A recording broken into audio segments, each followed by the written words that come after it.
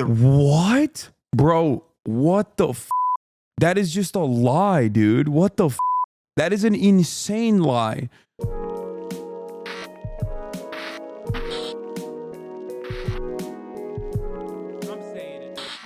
All right, let's do it. 60 Republicans versus Democrats debate the election. 2 hours? 2 hours? 2 hours? Are you kidding me? What the hell no. That's part one. There's a part two as well. God damn. Let me finish this Jordan Klepper video while I think about it. Identified as a clear. Respectfully, are you a trans person? I'm not.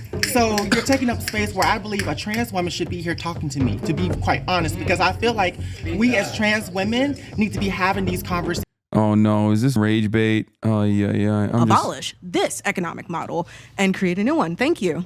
Sounds like you guys have some people to vote for. Favor of the first gentleman, raise your hand. Even Sean the Black said the first part is ass. Is systemic racism still an issue? All right, let's see this. All right, we're gonna move to the Republicans. You have 3 minutes to select your speaker. All right, if you are confident on race relations in America, please raise your hand. So I am speaking from the perspective, I grew up in a very far left family. I was super woke my entire life, so much so that in 2020, I was cast to be on a Netflix show teaching people how to become a BLM activist. In the process getting ready for that show, I started. Oh my God. Oh my God. Oh my God. Oh, he's like, I've been a grifter and I'm still a grifter. I'm just grifting in a different direction because I saw that there was more money to be made. Okay. I saw more money to be made. And I'm a failed actor. Started studying the counter arguments, and it completely flipped my perspective of being black in America. And I really, dude, this is like Aiden Ross levels of stupidity. Like Aiden Ross having like Holocaust deniers on to convince him as a Jewish man to believe that the Holocaust might not have happened is like that level of stupidity to be like, yeah, as a black man, like I really got owned in the marketplace of ideas and it just totally made me reconsider all of the experiences that I've had in the United States of America. That's awesome. realized being black in America is a very easy life. So I would love to speak on this topic. It's what I do for a living. All right, I feel like I'm best to argue this topic because I'm black in America. I experience it every single day, and it's what created my political views, and I feel like I'd be pretty good up here discussing this with somebody. So personally, my vote wasn't going to be for me. It was going to be who I think should go. We have Connie on the other side, who is a conservative black woman. So I think for, honestly, fairness sake, we should have someone who is a previous left-wing black man. I think that would be a great topic and discussion to have. So who votes for Xavier? Raise your hand. All right, Xavier's the speaker. Connie. You're cooked, Joshua. Xavier, let's come to the middle. Nice to meet you, Xavier. Yeah, that's a very king name, Xavier. I know that's right. Hey. So I don't believe that we have a systemic racism issue in America anymore. I feel like we have a systemic disempowerment issue. And what I mean by that is really two things. First, let's start with the rhetoric that is put on black people. So you and I disagree on pretty much everything political. Dog, you know this dude is this motherfucker. Uncle Tom's favorite nephew. Ew. Ew, dude. What the what? Ew, dude. Ew. Why do professional black Republicans always do this? Like, escape the plantation. Uncle Tom's favorite nephew. Is like, why are you adopting white supremacist framing and white supremacist language voluntarily to describe yourself? It's so weird, dude. Yeah, I mean, he's a PragerU guy, so of course. Politically, and I will fight tooth and nail for you to be able to speak your piece and say what it is that you feel. But me, as a black conservative, I'm called an Uncle Tom and a sellout. And it makes you just sit and wonder, who is it that I'm being sold out from? This belief system that we have to have this unapologetic, unwavering. Yeah, I mean, it's pretty simple. Both parties are pretty racist. It's just that one party at least like politely says that there is some underlying racism and maybe we should fix it. They don't really do anything about it. The other party's like, hell yeah, we're racist and we love racism. We want to do more racism. Yes, everyone that's not white is inferior to me and to you. That's it. That's literally it. It's just, and I think this is a reality that most black people also understand. It's just like, it's the devil you know versus the devil you don't type of situation. Like, that's it.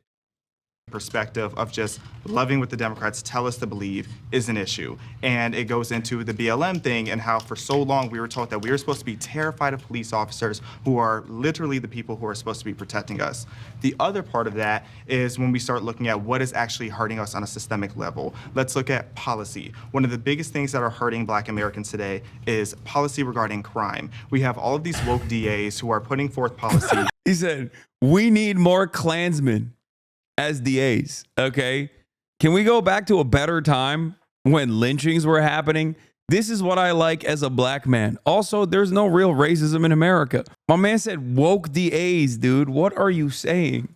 About like, or getting rid of policies, I should say, with like the 3 strikes rule, which is allowing repeat offenders on the street. We got.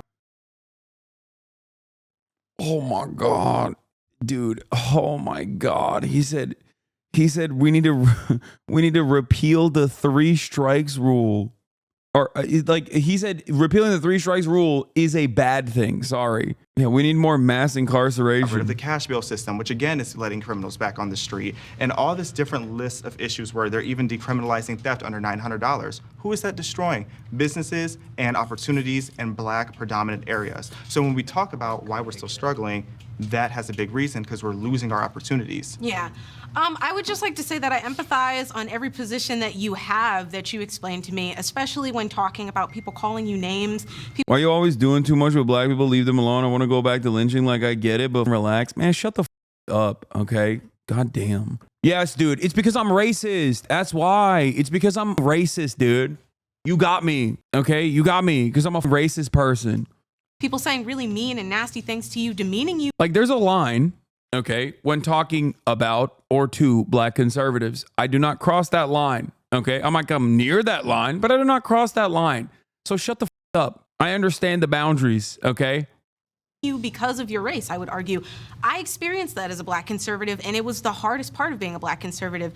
But I don't understand how you can have this perspective as a Black man in America that there is no racial tension and no racial discrimination when we as Black women are 3 to 4 times more likely to die giving birth.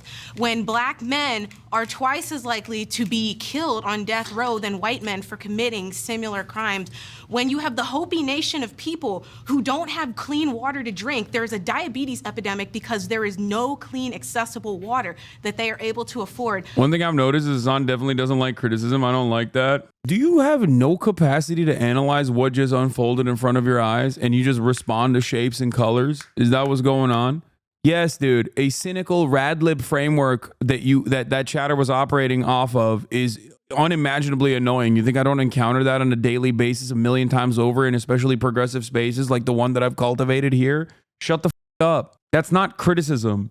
Someone saying you're doing too much on black issues is not like real criticism, okay? What the do you mean? Especially when I'm in the process of describing systemic racism. It's so stupid. People have no way of like analyzing what just unfolded, okay? I don't understand how you can have these positions that there is no racial disparities and that these things weren't set up against us when there is so much going against us in this country. I would say as a woman who has experienced police violence, I was pregnant when I experienced police violence.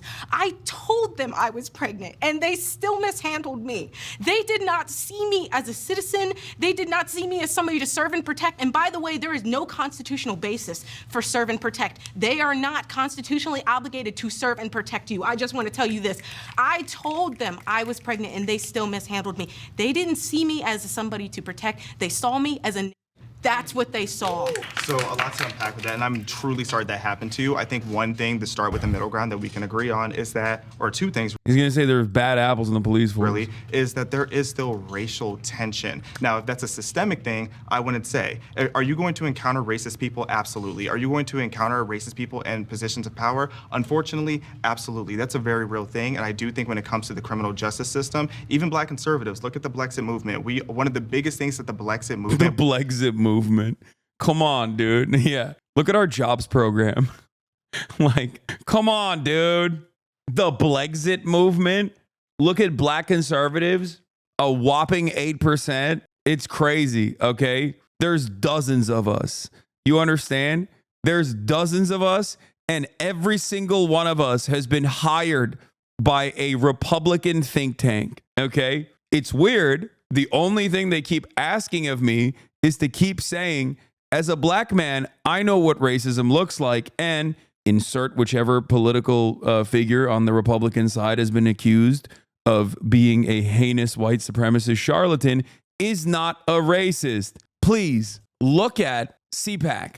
Look at the RNC. One, there's never been, at least in contemporary society, not in the past, but post-party swap, post-Southern strategy, there's never been a black congressional representative on the Republican Party that has not come from a majority white district. Black people do not vote for black Republicans. Okay, that's number one. Is that surprising? I don't know. Let's think about it. Interesting. I wonder why. Okay, that's number one. Number two, go and watch CPAC videos. Go and watch videos from the RNC. Go and watch videos from any number of Republican conferences. Okay, they live stream them. Pay attention closely to what the black speakers talk about. Okay, white speakers talk about a litany of different things that the Republican Party is doing really well. Black speakers are specifically put there to talk about how the Republican Party and the Republican platform is not racist. Okay? That's all they got. That's all they do. One must ask the question, why? Which stands for Black Exit, exiting the left, is criminal justice reform. So with that being said, I empathize with what you're saying and I understand your perspective there. But that being said, when it comes to systemic racism, that would infer that there's this whole system that is holding you down because you're a black woman. But there is. But here's the thing is there's not. There's over 2 million black millionaires in America. Black women are outpacing in education in so many different metrics compared to every single demographic. I mean, just look at yourself. I mean, just hearing you sound very educated. You can't have all of these different success and be self-made in a country that is oppressive to you because of your skin color. We've seen what that looks like in the past, and that is just not the situation that we're in anymore. Because as I look at you as a black woman, there is not a single thing that this white man, no shade, can do that you can't do. You are capable. I would like to disagree with you because I think that all throughout American history, we have had black people, we have had indigenous people, we have Chicano people, we have people of all races and colors that have beat the odds, but that does not mean that those odds are not there. That does not mean that those odds are not there. A lot of people on the conservative side like to say like, oh, well, you have all the same legal rights and responsibilities that I have. There's no law against you as a black person. Correct. The law is not an entity in and of itself. Law is a social construct. We enact laws in everything that we do every day of our life. She's great. And the way that people enact laws is what affects these disparities, what allows black men to be imprisoned for the same drugs that white men are doing, what allows black women to be dying on operating tables, giving the same birth to the same babies that white women are giving. And so I think that if we're talking about America in and of itself, why are we having these discussions about Ahmaud Arbery? Why are we having these discussions about Breonna Taylor?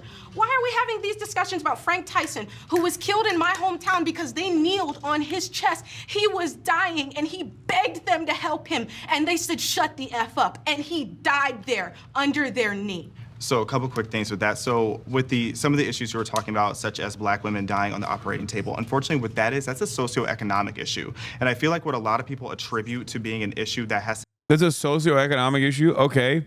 Why are black people underserved on average in comparison to their white counterparts?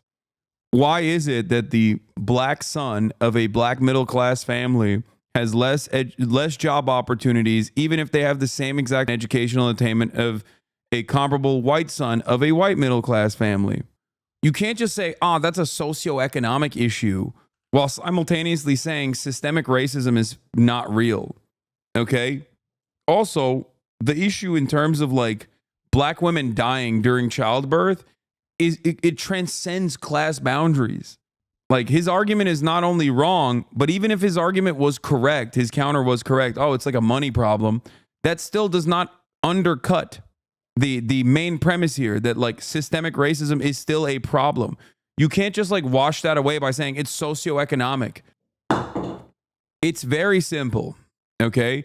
Either you believe that there are intrinsic qualities to black people that caused them to be in the positions that they are right now, which means that you believe that they are inferior genetically, like something that black people have that causes them to be in the position that they're in right now, or you believe that there are external qualities, which is systemic racism.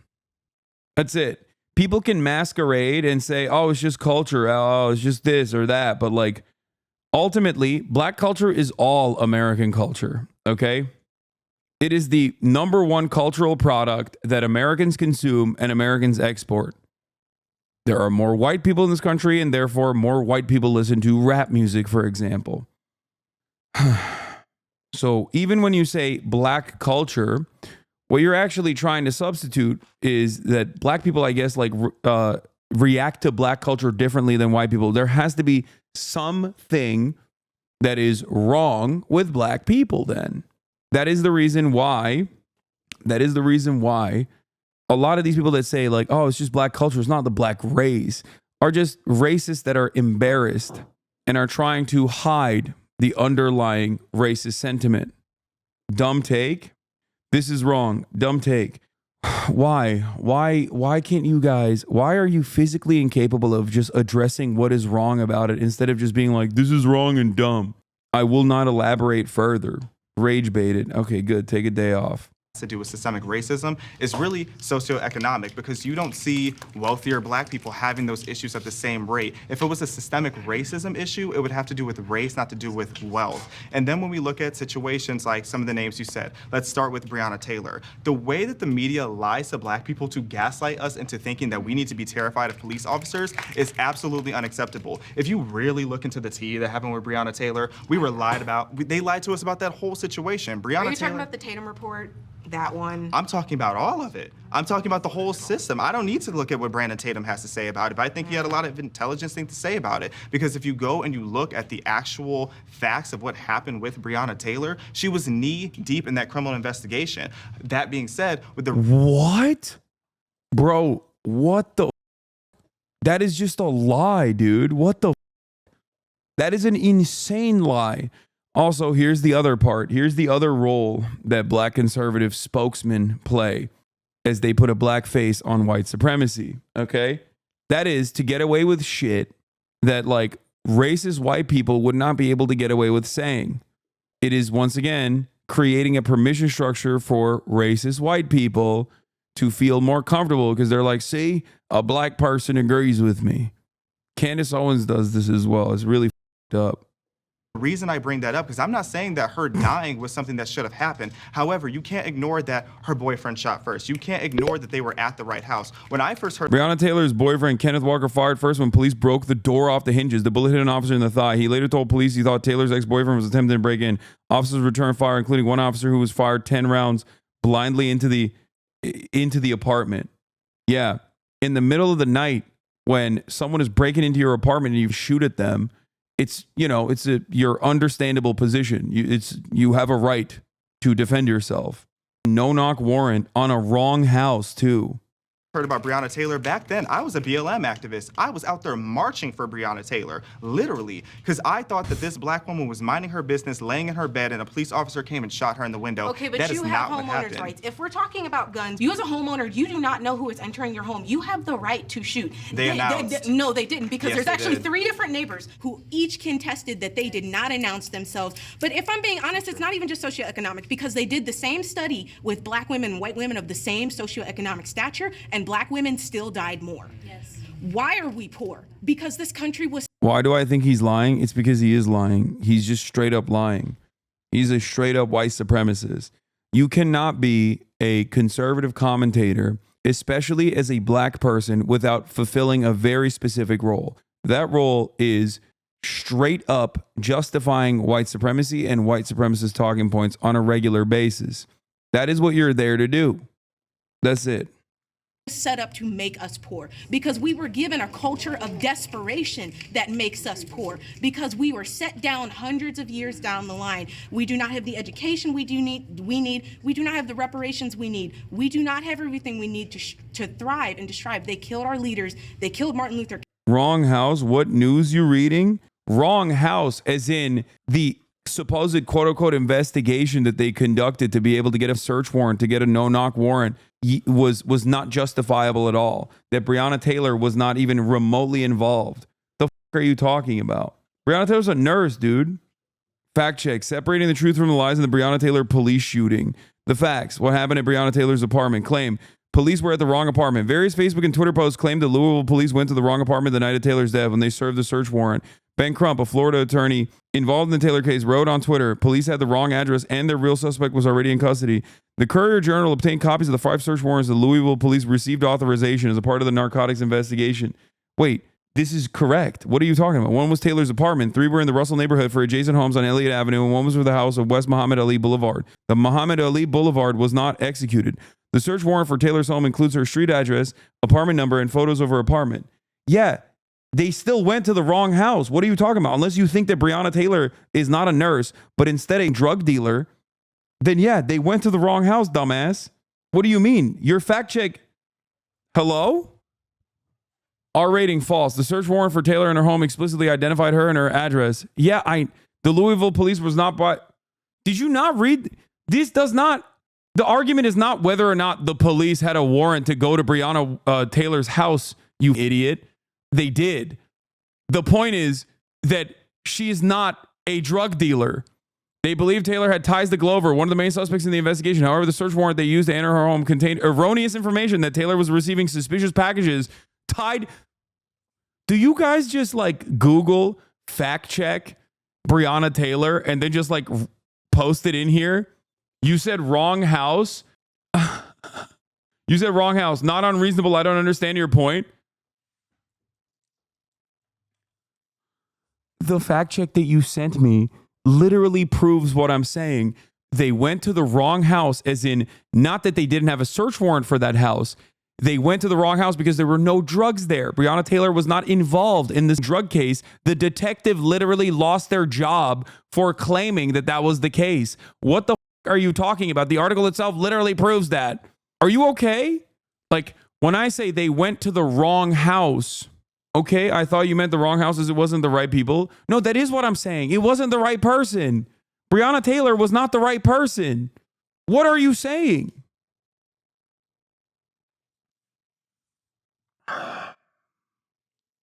Do you have a hard time with reading comprehension? Because the same article that you sent me that says this was false literally proves the point that I'm making. Nah, they're just taking you out of context on purpose. They know what you mean, but are going off of your exact words was a gotcha. It's really a mystery how you, of all people, have the dumbest shadows of all time. The reason for that is because a lot of people want to feel smart, or at the very least, they come in here because they want to debate this kind of stuff. That's why they come in here. King, they killed. Who's they? I'm talking about the CIA, the FBI, the American government. Oh, that's T. That's T. I actually have a middle ground thing that she just said. So let's let Connie start and then you respond. Okay. What's a middle ground you want to offer between the two of you? I think I would agree with you that the Black community and many communities of color are currently suffering a crisis. No, don't agree with anything. Agree with you on is that Black people were essentially set up to fail in this country, but the thing is, if we're really going to get into it, who set us up to fail? The Democratic Party. I mean, if we look at everything just from the welfare system, are you familiar with the whole origin of that? And then a lot of people try to say, oh, they switched sides. No, they didn't. That is a myth. But when you look at the welfare system, it was set up to keep us poor. I'm not hearing any overlap. I'll give you heard a lot. Okay, let's give you one more chance. We need to give our communities of color more tools to thrive in this country. I think we need to give all Americans more tools to thrive in this country.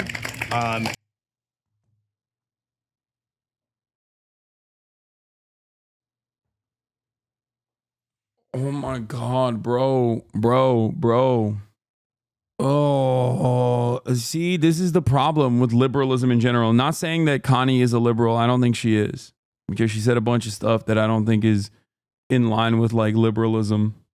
But I do think that this is the problem with this sort of rhetoric and how right-wingers dominate this shit. And I think that we've already given Black Americans so many. I mean, just look at affirmative action and DEI, but no one wants to have that conversation. Affirmative action actually benefits white women the most. Oh, I've seen. Trust me, I know. But it's still helping Black people too, because you can see Black people. He's like, I mean, that he's just revealing his perspective. He's like, I wouldn't mind if it helped white women, but I hate that it helps black people. Who should not be in the colleges that they're in, they're there. To find a middle ground with you, I do think that there is still more progress to always be made in our country when it comes to healing racial relations. I don't think that we need to do things that are too artificial to get there. I don't think we need to give anyone special treatment. However, I think we need to put more tools and resources in the communities that need it most. I would just have to disagree with that prompt. I don't think it's special treatment when white people have had special treatment in this country for over 200 years. I'm sorry, you can scoff all you want, but it's the truth. And you know it's the truth, so I'm sorry. Okay, so we're going to put a pin in it. It's basically, I feel like we heard. Something that I've mentioned before is that like the previous historic wrongs committed were dished out on the basis of your skin color. You cannot offer restitution to that without addressing that problem. Okay? It's very weird when people try to be like, no, you don't understand. Like, it's just, why not everybody? It's like, first of all, he does not want that to happen for everybody because he's a Republican. Okay? He doesn't want that to happen at all. It's a classic Republican deflection to be like, oh, well, what about, homeless veterans? Anytime that anybody tries to talk about immigrants, they're like, oh, what about homeless veterans? It's like, you don't care about homeless veterans. You don't care about homeless people at all. Okay? You don't. Shut the fuck up. You're just using that as a talking point to deflect away from the main point of contention here. Heard a good summary of both of their perspectives, so we're just going to take their perspectives. So did he say that? I'm using an analogy. I'm using a argument that is used by Republicans often in a similar vein. Okay? Him saying, oh, we need to uplift all Americans when she's talking specifically about uplifting black Americans to right historic wrongs that were done to black people is a deflection mechanism. So, based on those statements that we just heard, raise your hand. Dude, of course you're pushing the Nazi Trump propaganda. What? Oh, I'm going to throw up. Don't take the bait is hard. If Connie's statement resonated with you more. Okay, anybody on this side disagree with Connie? I don't agree with either one of them. I appreciate your respective standpoints on how you both handle this, and I think you both had some great points, and I agree. No, they didn't. No, they didn't. Stop. What's the next question? What should America's stance be on the war in the Middle East? Please raise your hand.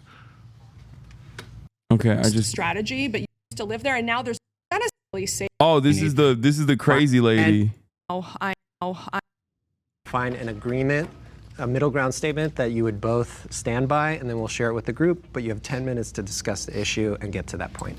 Yeah, so I think one thing we can agree on is that it is against U.S. law under the Leahy Law and the Foreign Assistance Act to supply military aid to a country that is violating international law abroad. Okay. And we know from the U.S. Department of International Aid and Development, as well as the U.S. State Department for Refugees and Migrants, that Israel is guilty of blocking and obstructing humanitarian aid to the Gaza Strip, particularly within the first few months of the war. And that's why the ICC chief prosecutor that Israel said was their preferable candidate has applied for arrest warrant applications to top Israeli officials. This guy knows a lot. Why the ICJ is currently on trial with Israel for a case of genocide, and why the ICJ has already weighed in on that the illegal occupation in the West Bank needs to end. And we also have had a Security Council resolution when the United States abstained from the Security Council that once again there should be an immediate ceasefire. The only time that the most amount of hostages were put back in Israel.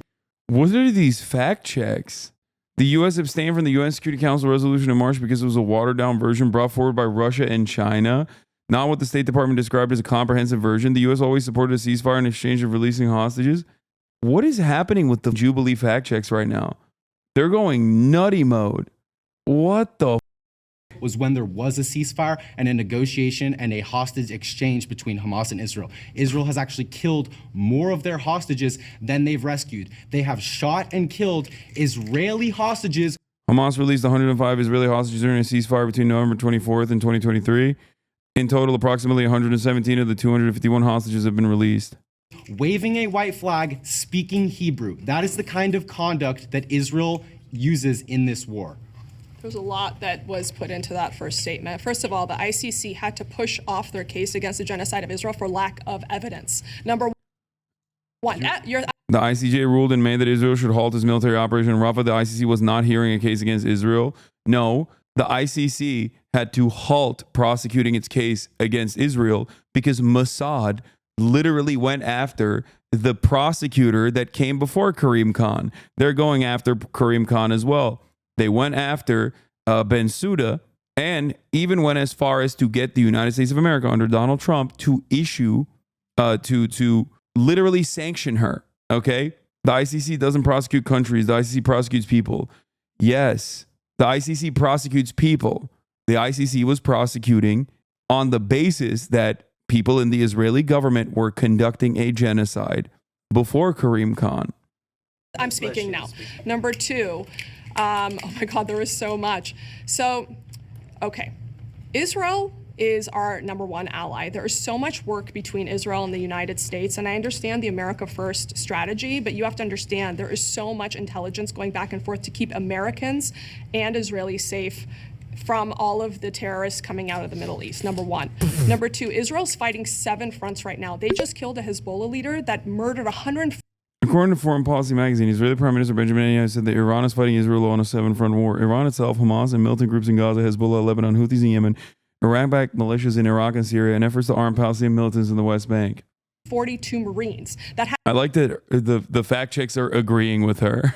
a bounty on his head by America. That has happened now twice where Israel has murdered terrorists because they had killed not only U.S. military personnel, but also were just bombarding Israel. Fact check reiterating what Benjamin Netanyahu said is all you need to know about these facts that are being checked. And they don't care who they kill, Muslims, Christians, Jews, mosques. They don't care. They just inadvertently bomb the city. Okay, number one. Number two, there is no genocide. Let me explain why. The Palestinian population went from 500,000 people in the 1940s to 5 million right now, as opposed to an actual genocide where the Jews in Nazi Germany went from...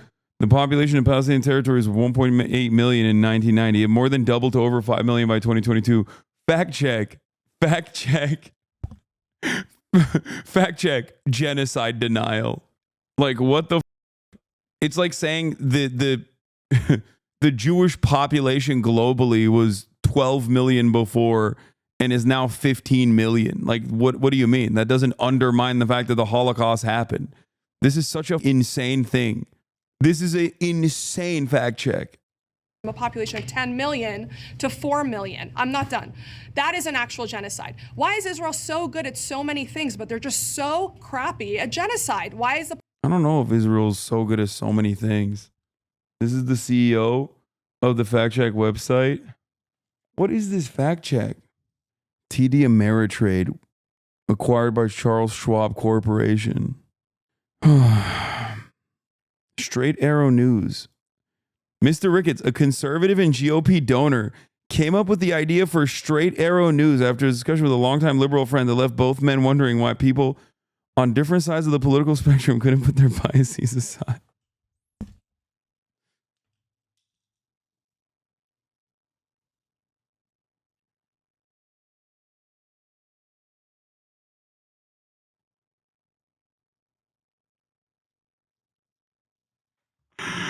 Oh, I'm losing my mind, dude. Dude, what the... I feel like I'm going crazy. Thank God for this unbiased man doing the Herculean task of combating misinformation with his straight arrow fact checks.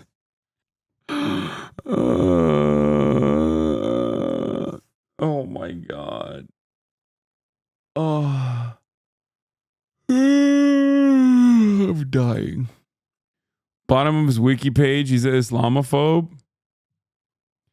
On February 5th, 2019, Splinter News released a cache of Ricketts' emails from 2009 to 2014. He wrote that Islam could not create a civil society, that we cannot ever let Islam become a large part of our society, and that Muslims are naturally my, in parentheses, our enemy. Included were Obama citizenship conspiracy theory emails and claims that Obama favored Islam over other religions. Also included were multiple racist joke emails that he received and responded to positively, including slurs against Black and Hispanic people.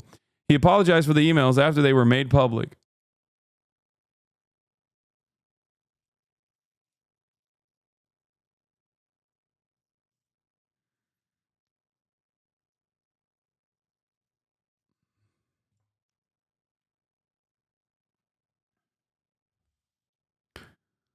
I'm so glad that we have the CEO of racism doing fact checks over issues that pertain to racism. He gave $2.2 million to Donald Trump's 2020 campaign. Oh my God. Oh my God. I'm going to throw up. I'm going to throw up. This is the guy that's running the Jubilee fact checks. I mean, it smelled weird to me when I looked at the supposed fact checks that were occurring. It didn't make any sense. And now it makes too much sense. I don't think you understand the point behind the fact check bubbles is not just to dispute. Yeah, when this person is saying that Israel's currently not doing a genocide, okay? When its conduct has all the markings of a genocide, when not only that, but also the ICJ is currently prosecuting Israel for conducting a genocide, and that they have found it plausible enough to continue an investigation into it. And her counter is, well, Palestinians a lot, so obviously there is no genocide. And the fact check bubble underneath goes, yeah, she's right. Palestinian population has skyrocketed, so there is no genocide. Then it's not just fact checking, okay? Kaya, please. They're saying that she's right. This is how propaganda works. The population booming. Number two, what else did he bring up? Occupation. Okay. When I did my genetic testing, it says in my genetic testing, Judea. It tells me that I come from, my indigenous homeland is. What? What? I don't think that's real. I don't think that's the case. Is 23andMe also just like, it would be weird if 23andMe itself was like so in the tank for Israel, despite the fact that I'm pretty sure that you can't even like directly get a 23andMe test in Israel. That they're like, hey, 23andMe said I'm from Judea, so the West Bank no longer exists and Palestine doesn't exist. To be fair, the Romans called it Judea. That being said, the Zionist lady is a 7-figure net worth plastic surgeon from LA who's appeared on PragerU. Of course, every single person that we watched so far is a PragerU person. Also, hey Hasan, please check messages. Don't populations boom under extreme circumstances? Yes, they do. Judea. No other religion, when you do your genetic testing, is going to say you come from here or from here, from here. It doesn't say that because Judaism predates the current definitions of ethnicity and religion. It's an ethno-religion, and this is an indigenous homecoming of Jews. The Jewish people are an ethno-religious group, and Israel is an ethno-religious nation. However, Judaism is not the only ethno-religion in the world. Nice fact check. I Thanks. know the left always likes to say this is oppressed versus oppressor, or it's darker people versus white people. Israel is 70% non-white.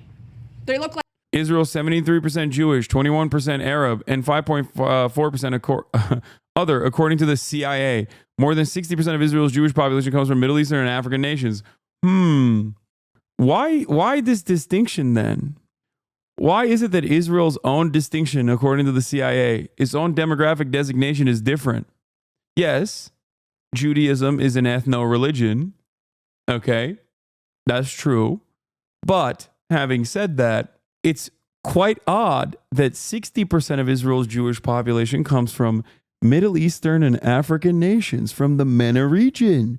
Why are they categorized separately than the other Arabs that happen to be non-Jewish inside of Israel? I wonder what that could be. What's that about? That's weird. That's weird.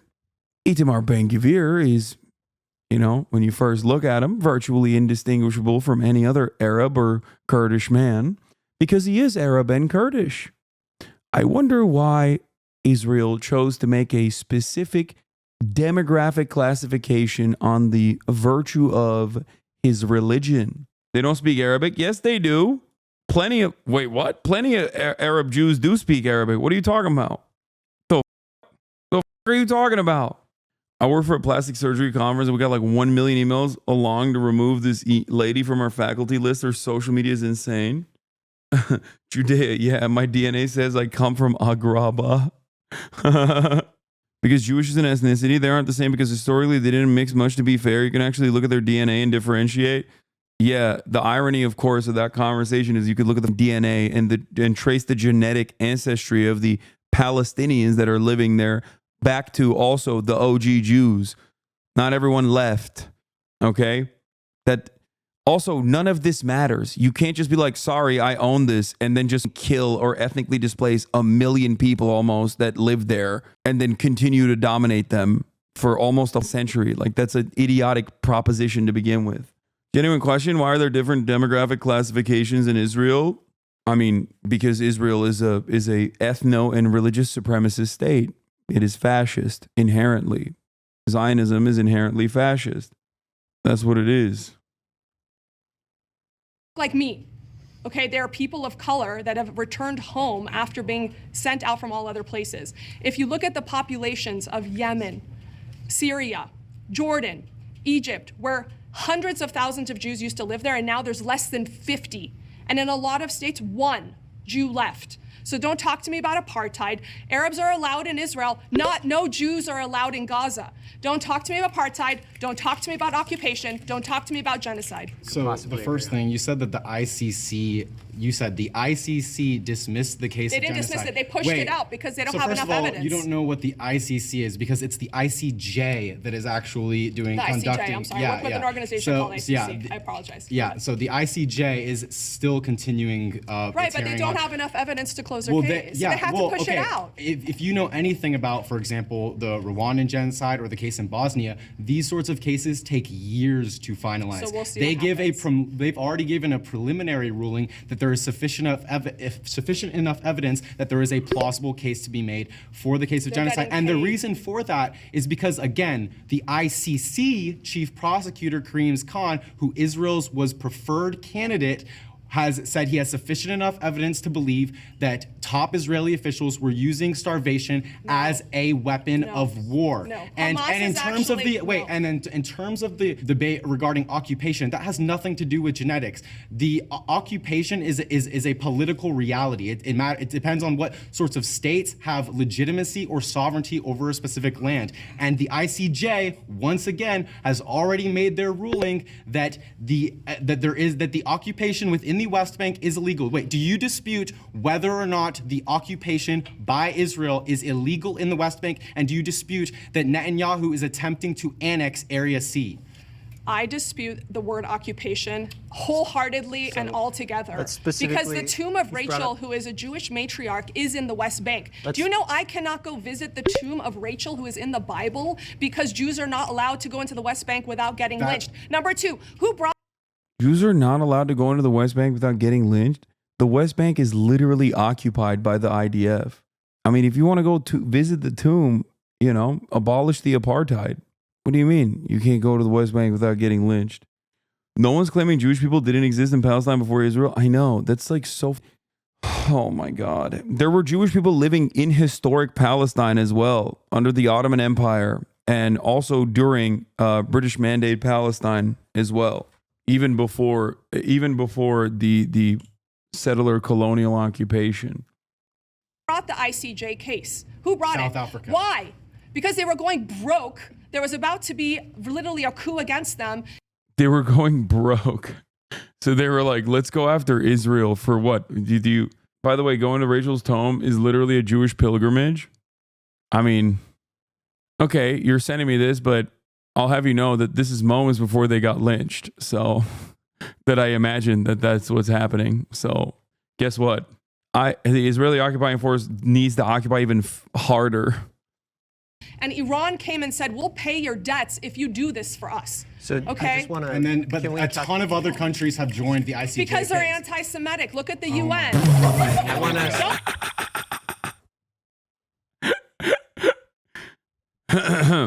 to... Sand fact check. The countries are indeed anti-Semitic. Don't laugh. I come from this. Quiet. Don't laugh. I mean, it's a laughable statement. Yeah, the UN is anti-Semitic. Everyone that criticizes Israel is anti-Semitic. Like, nobody believes this shit, man. What the are we doing? Sheila, can you just clarify your opinion on the settlements in the West? That's so funny. Someone's going to clip it and be like, wow, Hasan is laughing at anti-Semitism again. Yeah. Okay, this combo is annoying me. So I think that everybody should be able to live in these areas. I don't think there should be parts of Israel where Arabs cannot go, and I don't think there's parts of Israel where Jews cannot go without fear of being lynched. So these things, there's no reason why we can't live together. And I'll tell you why the reason is, maybe this is our common ground actually. When I grew up in Iran, okay, they would tell us, as I was in kindergarten, they would tell us, scream death to this, death to that, death to America, death to Israel, when I was a child. And we know for a fact that in Palestine, they're doing the same thing. We've shown images of their TV shows where it's a fake Mickey Mouse saying, stop the Jew, stop the Jew. This is teaching hate from a young age to children. Palestinian children in Gaza attend summer camps that teach them to be the generation of victory, to never recognize Israel, and to never withdraw from the right to return, or the belief that descendants of Palestinian refugees have a right to return to their homes and property of what is now in Israel. So that's a wild thing to say, and I can't tell if this fact check is like supposed to discredit her, or if the fact check is trying to be like, yeah, and that's actually exactly what she's talking about. Wow, I can't believe Palestinian children learned that like they should be able to dream that one day they can return to their ancestral homes. How anti-Semitic, dude. Wow, this sounds exactly like what she said, except not at all. That don't know any better, and it is brainwashing, and it is hateful, and it is child abuse. Once we raise these children to love, to value life, to believe that we can thrive and we don't have to kill Jews, and our thriving is more important than killing Jews, they will have a future. They will have a future. Is that your middle ground? That is my middle ground. Netanyahu's own administration. What a great middle ground. My middle ground is Palestinians learn at the age of 2 to kill the Jew. That's my middle ground. I will not elaborate. Also, the UN and every other country that has ever disagreed with Israel is anti-Semitic. That's awesome. That wonderful middle ground there. Thank you. With people like the National Security Advisor, Ben Gvir, as well as Smoltritz, don't even deny the existence of a Palestinian That's two people. Wait, stop. I let you speak. Go ahead. In terms of where we may find a middle ground, I do believe that, yes, I believe in freedom within the land and also equal rights within the land. Absolutely. But that entails in the dismantling of an ethno-state that is centered around prioritizing the religion and ethnicity of one indigenous group over another. What about all of the Muslim lands? What about North Africa? What about all of the Middle East? They're not Palestinians. Okay, they're not what about Palestinians. those states? They're Would you different say the same people. thing? Those are ethno-states? Would you want to dismantle? Wait, first of all, if any of those countries were like, yeah, dude, Jews are not allowed here, yeah, that would be completely unacceptable. What do you mean? They're not ethno-states. Like, they don't, I don't understand. Those as well? Seems like we're derailing. No, there's double standards against Israel that they're not against any other country. Does Israel have an explicit demographic issue and that they would not accept an Israel that is majority non-Jew? Yes or no? Well, this is the case. Yes or no? No, let me tell you. Yes or no? No, it is yes. It is written in the law. There is no other country that has so openly expressed their demographic concern. I'll give you an example. The United States of America is a white supremacist nation, okay? It was built on white supremacist values. That is just the truth. You might agree with it, you might disagree with it, doesn't matter. Historically speaking, it was built on these values, okay? And we have a bunch of shit, or had a bunch of shit in our laws that expressed that sentiment, that expressed that desire. There's remnants of that still baked into all of our institutions. Ironically enough, the first point of contention was whether or not America is still a systemically racist country, which it is. But even in the United States of America, okay, even in the United States of America, we do not have, as far as I know, an explicit demographic concern that is codified in the law. Okay, Israel does have that. That's crazy. Israel has that. Now imagine if America was like, no, it has to be. Where is it codified? Okay, one immediate example I can give you is that occupied East Jerusalem has directly written in the law that it has to have a 60% majority Jewish ownership. 60% of the occupied East Jerusalem area has to be Jewish. That is literally in the law. Israel itself openly, since I believe 2018, says that it is a Jewish nation state for Jews and Jews only. Okay? That Israel is a Jewish state for Jews. There are a litany of different complications that Palestinian citizens of Israel, 25%, that got citizenship in 1967, that used to live in a similar structure to how the West Bank Palestinians exist under military occupation until 1967. Once they were formally recognized as Israeli citizens, Palestinian citizens of Israel, they still had a litany of different legal complications. They were no longer being prosecuted under military courts in the way that West Bank Palestinians still are because they're under military occupation. They could now be prosecuted under civil courts, having like civil criminal courts. Having said that, for example, there's still issues with interfaith marriage.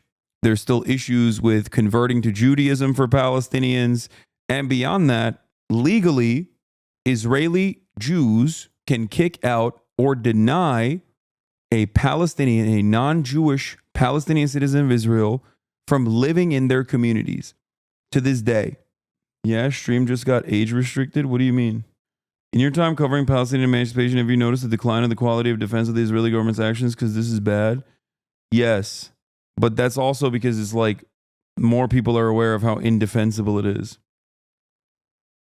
Stop. There's no yes and no because this is nuanced and that's why we are here. You cannot give majority to a people that want you dead. Right. That is the end of your country. So the answer to that is yes, they have an explicit law. There's no law. Yes, there is no law. They do have a nation state law that they passed in 2019, and the Israel's own Supreme Court has actually declared that there's no such thing as the identity of being Israeli because it would undermine the Jewish identity and Jewish character of Israel. What is we as Americans, and I heard some of that sentiment before. Once again, I'll circle sort of back.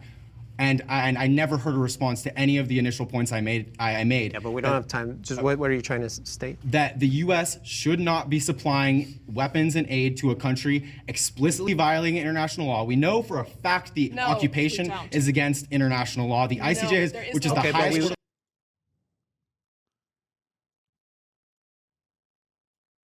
Fact check. Wrong. In 2013, Israel's Supreme Court ruled against a group who wanted to put Israeli on their state-issued ID cards rather than Jewish. Americans and plenty of disagreement. I think that's very clear. Respect both of your passion, but it does sound like there could be some middle ground on one state solution with equal representation. I'll let you both take a swing at that. I'll take a swing at that. Knowing and coming from the Middle East and knowing what they teach children, the only way that there can be a one state, the only way that there can be peace in that region is when you stop teaching kids to hate. And the same thing we did in Nazi Germany with denazification and de-radicalization of the youth needs to happen to these innocent children in Gaza and the West Bank to teach them that their lives and their ability to thrive and their opportunity matters more than killing Jews. Yeah, I believe that the best and most effective way. Yeah, I agree. The Nazification needs to happen, just not in the way that she thinks. You know, bro, she's absolutely insane. Yeah, I'm done. I can't watch the rest of this. I'm done for the night. I'm tired. It's bumming me out. Jubilee, you've bested me again. Oh. Anyway, I love you guys. I will see you tomorrow once again for more wall-to-wall banger coverage.